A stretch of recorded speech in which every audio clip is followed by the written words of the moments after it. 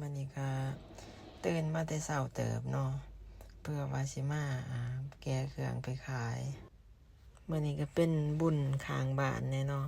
เครื่องก็ค่อนข้างว่าจะหลายแหน่น้อยหนึ่งเครื่องเฮาสิแกะมื้อนี้ก็มีทั้ง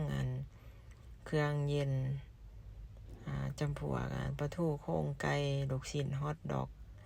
พิเศษก็มันกุ้งเนาะแล้วก็จะมีพวกผักตอนนี้ก็แม่นกำลังเอาเครื่องเย็นขึ้นอยู่เนาะก็ยังอยู่บ่หลายเพราะว่าเครื่องเย็นเฮาสั่งมื้อนี้มันบ่หลายนี่ก็จีนหมูเพิ่นกำลังเอามาให้เนาะก็มีบ่หลายประมาณ100ปลายโลส่วนจีนหมูนี่มันเฮาจะบ่ได้ขายเนาะจีนหมูสดเฮาจะขายแต่พวกจีนหมูแช่แข็งจีนหมูสดนี่จะเป็นหานไม่เฒ่าเนาะเพิ่นขายเนาะไม่เฒ่าเพิ่นจะขายจีนหมูสดแต่ว่าเฮานี่บ่ได้ขายเนาะเครื่องสำหรับมื้อนี้ก็แม่นจะมีประมาณนี้เนาะ